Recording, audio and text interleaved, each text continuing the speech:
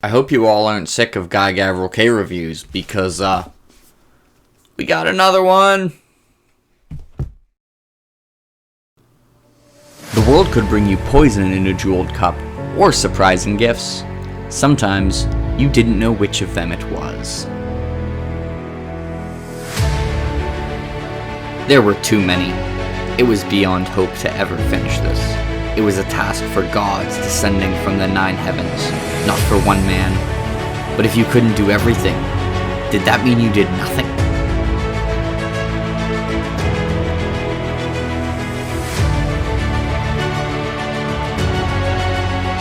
Full moon is falling through the sky, cranes fly through clouds, wolves howl. I cannot find rest, because I am powerless to amend a broken world. Sima Xian added, I love the man who wrote that, I told you before, but there's so much burden in Chandu, duty, assuming all tasks can betray arrogance. The idea that we can know what must be done and do it properly. We cannot know the future, my friend. It claims so much to imagine we can, and the world is not broken any more than it always is. He had always known that actions could have unintended consequences, any man's actions, of whatever rank. But sometimes events could also be shaped. Words had been spoken to soldiers by the imperial heir on their ride from the palace. Consequences had fallen. Beauty was not easily sustained in that time, nor music, nor anything that might be linked to grace or serenity. Not easily sustained at the best of times, those things. Sorrow lasts longer. It had gone far enough, this passiveness, this acceptance, absorbing the designs of others, benign or otherwise. He was not what he was, or would allow himself to be, under the 9 heavens. Perhaps he could declare that, with 2 swords in his hands.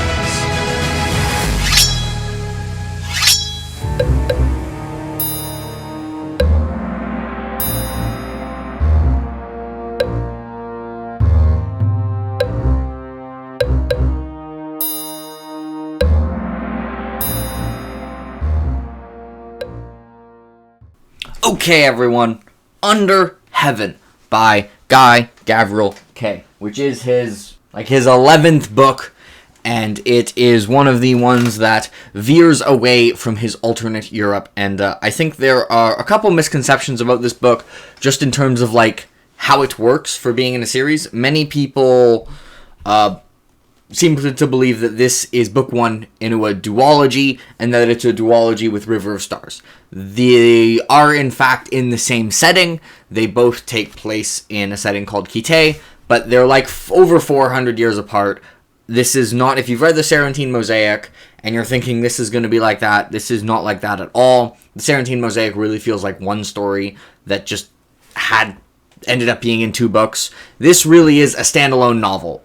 River of Stars could have never existed, and this would have worked completely sufficiently as a standalone, which I think is a lot of the reasons people think, oh, it might not be the best starting point, because it might be book 1 of a duology, but it is, in fact, a standalone, and I actually think it might be the best, if not one of the best start points for Guy Gavriel Kay. Additionally, this is not connected to his other works. So you absolutely do not have to worry about connections Cosmere style between this and the other novels by the author. You're not really missing anything by starting here. And in fact, that the one mini connection could work absolutely equally well in reverse, because it connects to a throwaway bit of, well, not a throwaway, it's a good bit of omniscient narration in Lord of Emperors. And for those who are not familiar with Guy Gavriel Kay, I'm going to explain what his novels tend to look like. For those who are, or who have watched a bunch of my videos on him, sorry for being repetitive. If I remember, I'll put a timestamp to skip this bit.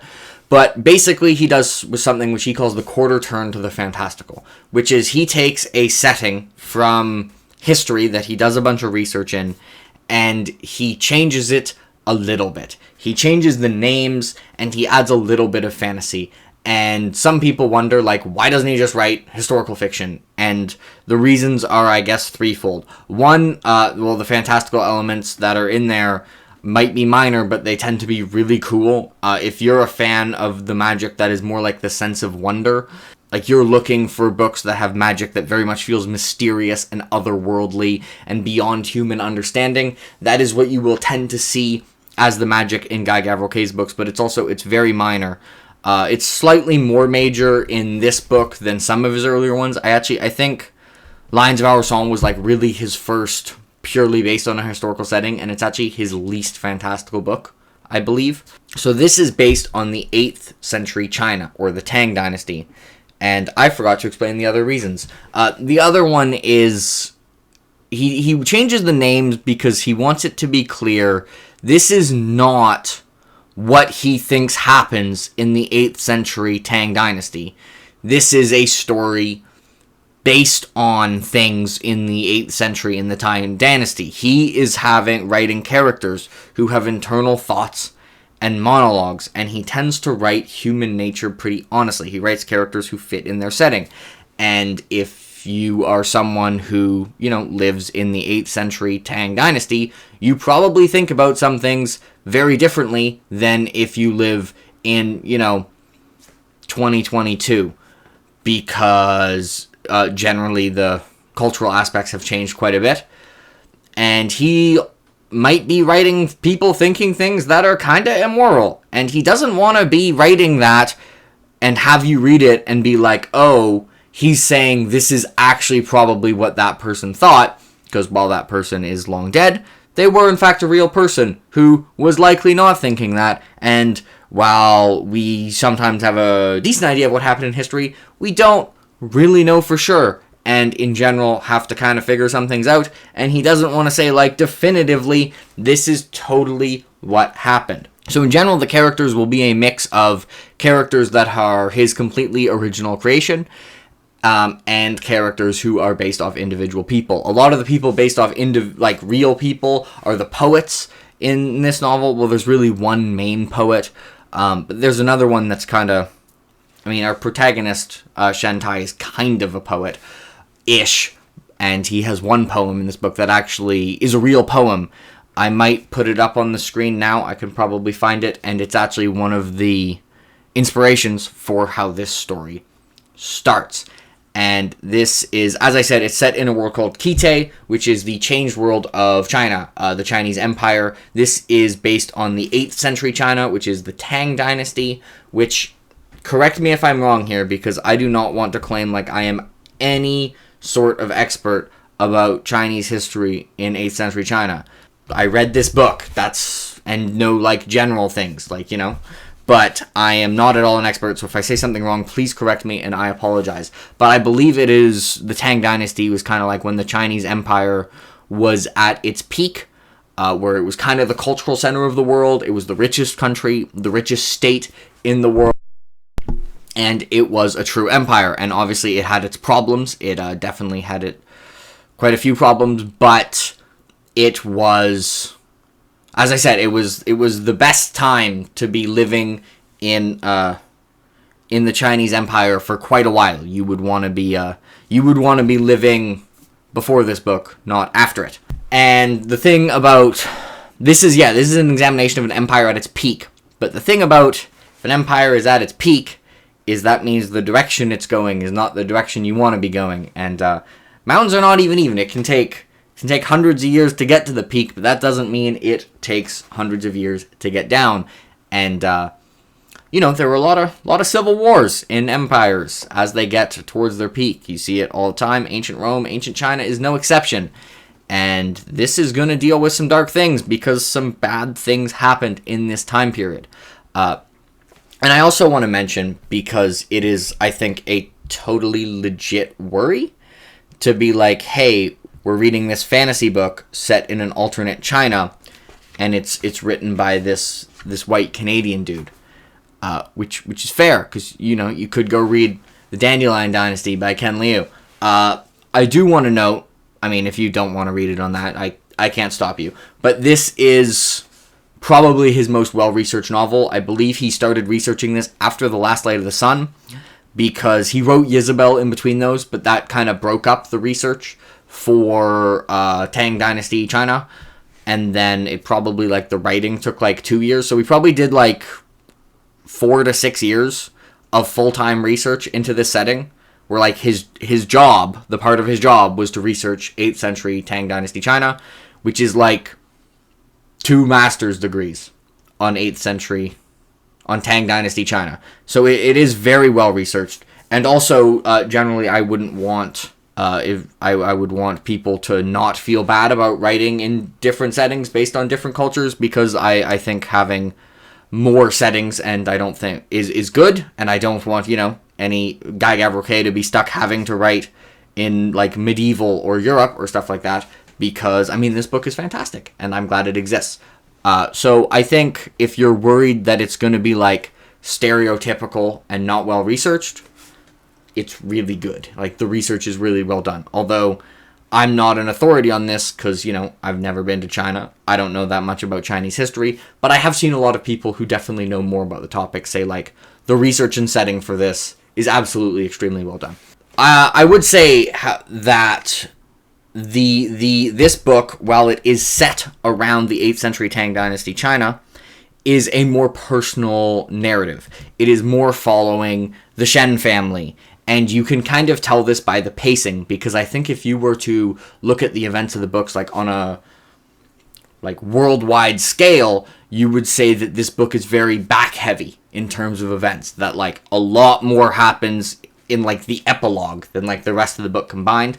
But I think as a more personal narrative, following Shen Tai and Shen Li Mei, sorry if I say any names wrong, it's paced pretty evenly. Guy Gavriel Kay, he's not so much of a like Erickson, RJ, or Sanderson style, where things build to, like, a Sanderlanche or a Convergence or something like that. He tends to be more steady pacing, with still impactful finales, but not necessarily, like, rapid fire reveals. Kind of more like the way George R. R. Martin would pace his books. I haven't mentioned the start of this book, which, if you go to r/fantasy and search Guy Gavriel Kay, you will see the start of this book mentioned, because it's one of the most unique starts to a book that I've ever read. It starts following Shen Tai, who is in mourning because his father has passed, and they have to spend, like, a 2-year mourning away from politics or whatever, and he has decided to spend his 2 years burying bones from a really, really large-scale battle that took place in the past between Kitay and one of the other empires, with the Tagaren Empire. I'm not sure what is that. I'm not sure exactly what empire that's based off of, but and it was a massive battle. And this was not like a slaughter. This was a battle with, like, 100,000 casualties, where, like, 40,000 were on one side and 60,000 were on the other.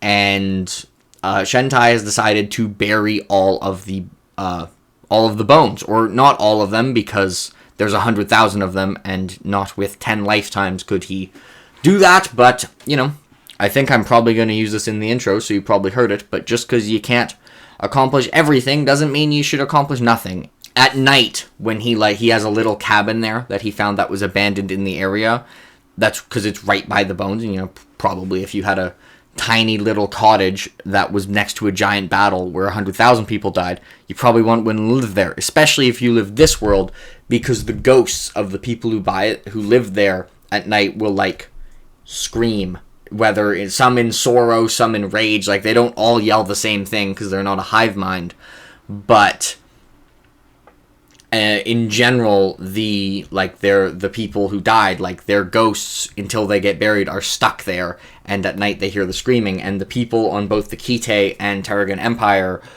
are really impressed by this, because they're mostly scared of the 100,000 ghosts that sit on this height of battlefield, and people being impressed with this act of courage and respect is actually a big driver of the narrative. It does cause some problems, but also it explores a theme of altruism, not just how altruism can help others and how doing something courageous and respectful can help others, but how it can, in a roundabout way, help the person who performed the deed. And it's not just, that theme isn't just explored here, but it's a nice one to see explored in a novel that covers a lot of dark topics. I think there's a lot of more nihilistic themes in fantasy, and I like actually seeing, like, some altruism stuff.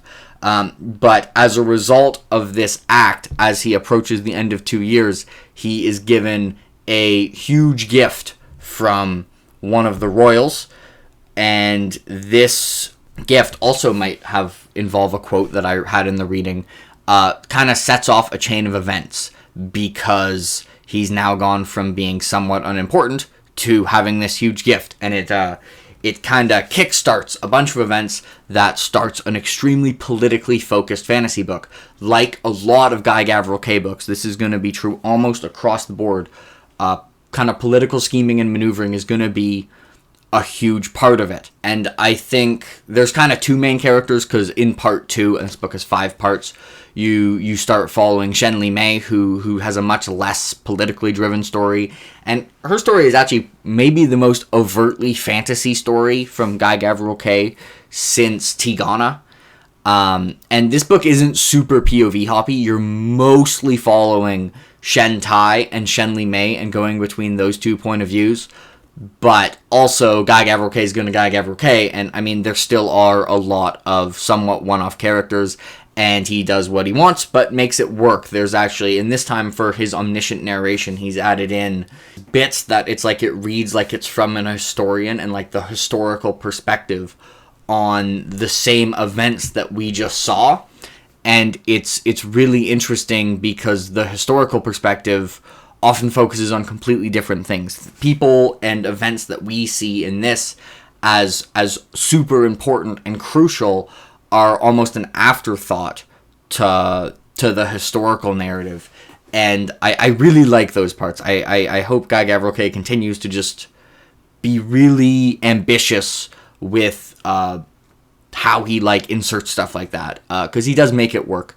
It's kind of, this would be, in terms of POV hoppy, I would describe it more like Robert Jordan POV hoppy than Steven Erikson, which, for those who have not read both those books, what I mean by that is there are 1 to 3 characters who dominate a specific book, and then there's a number of side of supporting characters who only get a couple point of views, and not like Erikson, where it's just there are 9 main POVs, which would remind me more of the Serentine Mosaic or the Lines of Our Song.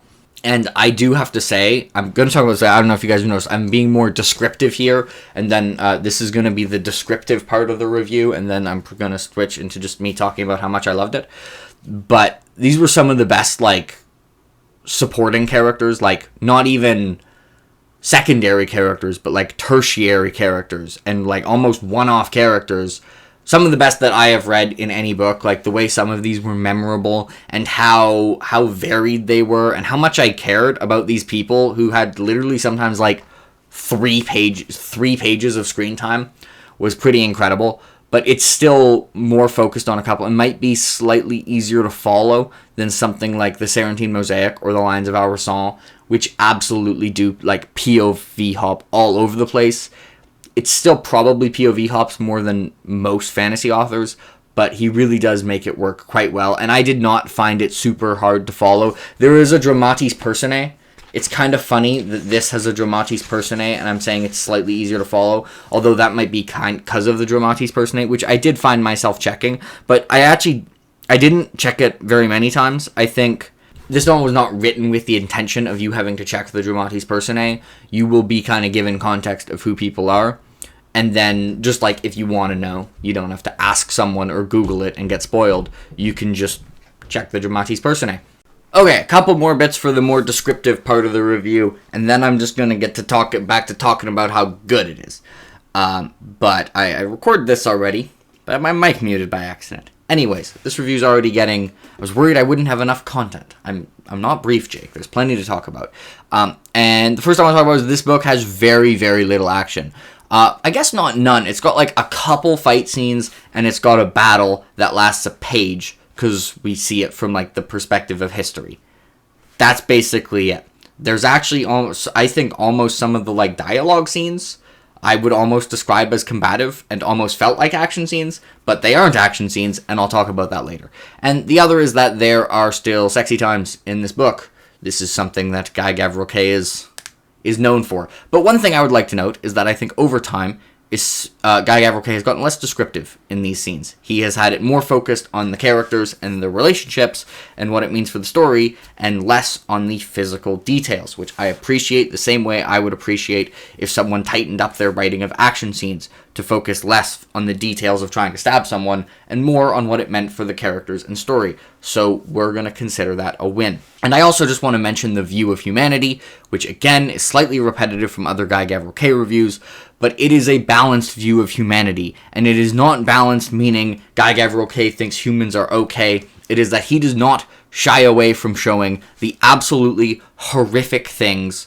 that are a part of the history of humanity that we should not pretend doesn't exist. Like, he doesn't pretend that we're squeaky clean as a species and we do good things. But he also doesn't pretend that's all that we are. He does not ignore the acts of altruism or respect or compassion or honor or the creativity and art of humanity. And this time some of the poets were the inspiration of this book, and I think he thinks these are some of the art and beautiful things that humanity has created is something that he believes we should be proud of. So I really appreciate the balanced look on humanity. He has it in, I think, all of his books where you really see the good and the bad. Okay.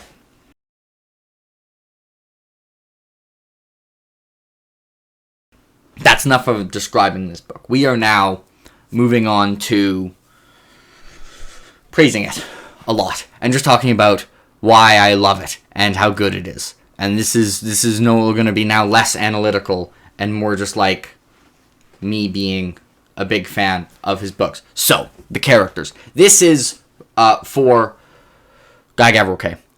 One of his strongest character novels. Oh, and I also should mention this bit. One bit more descriptive. This is a really good place to start Guy Gavriel Kay. I might have already said this. I forget if I said this in the bit that got muted. Okay, back. The characters.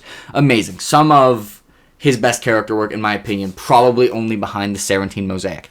Especially the supporting cast. And I don't just mean the secondary characters, who were amazing. I've talked about these already, but the tertiary characters. And even the whatever the word is for less main than tertiary. The characters who have 5 pages of screen time. Sometimes even less. There's a soldier who we basically see him 3 times and we learn his name.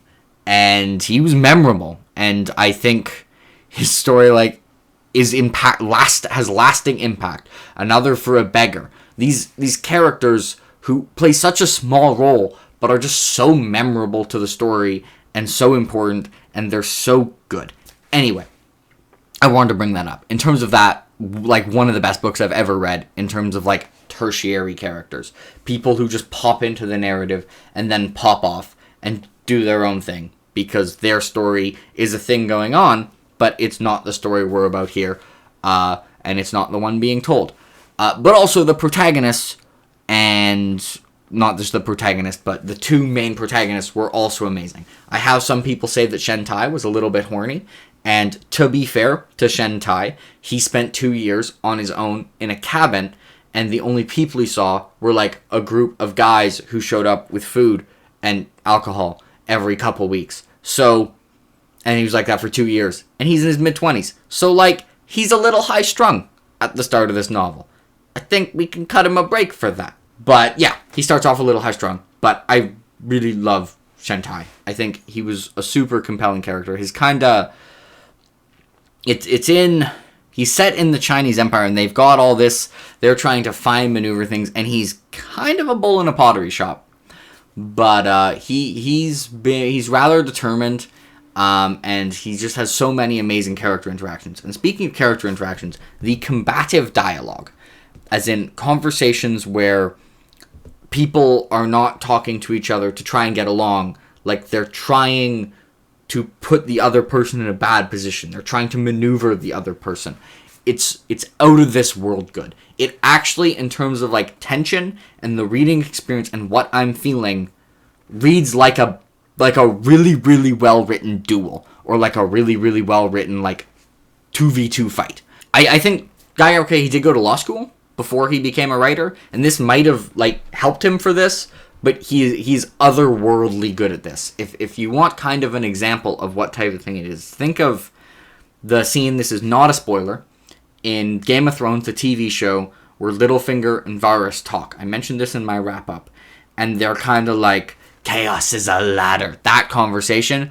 Conversations like that. There's a conversation in this book that literally, I think, reads like an ambush.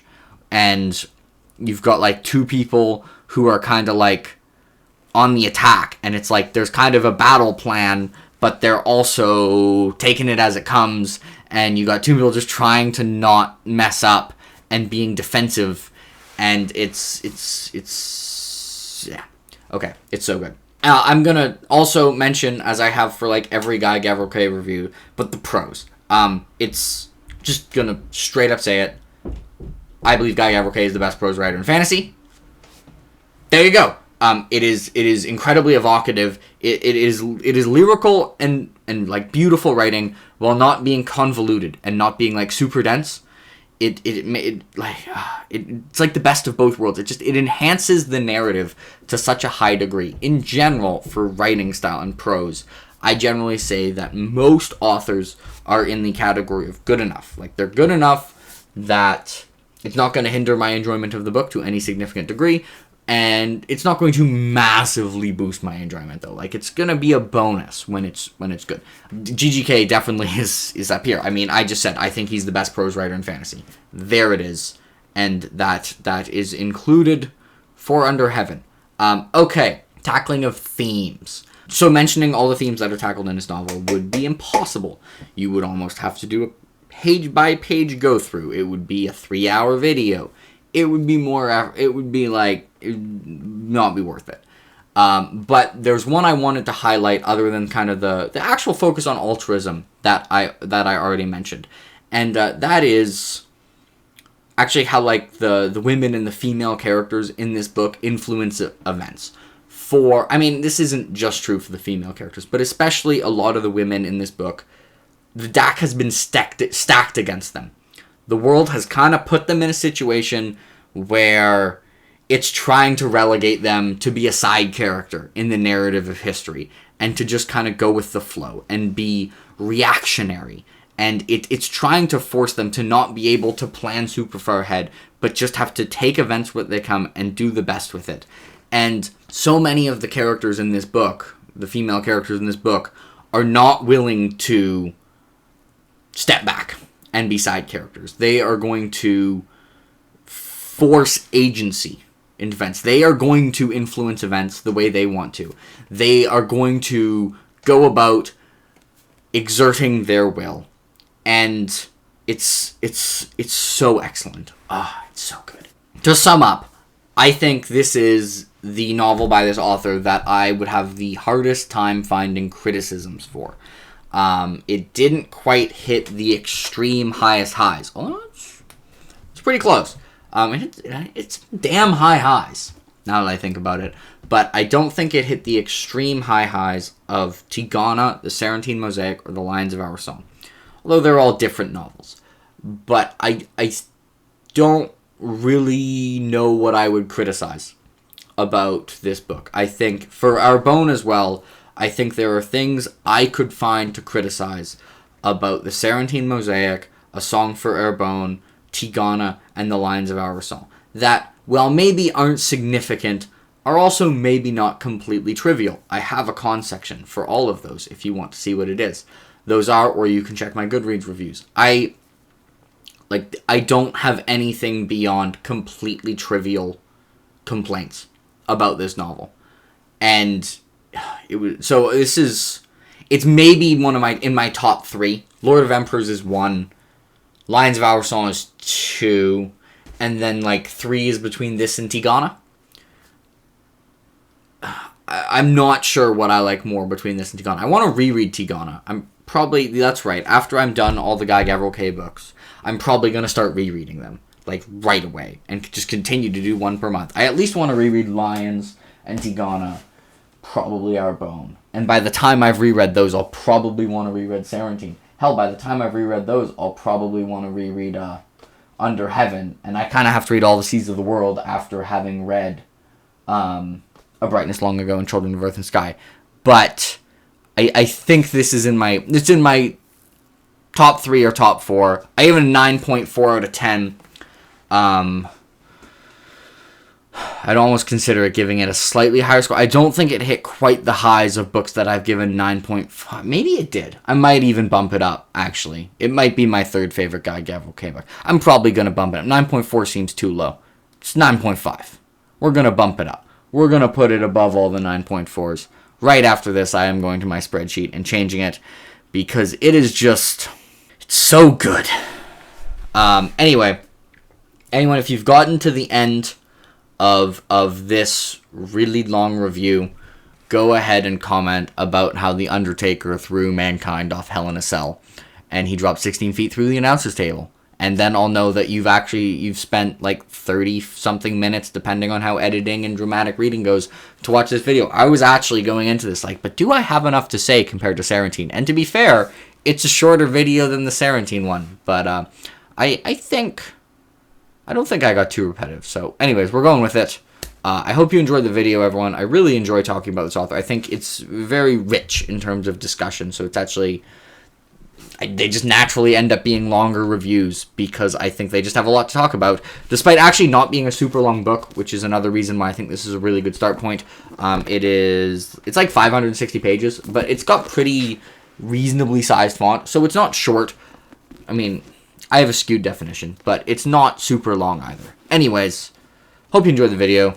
Bye, everyone.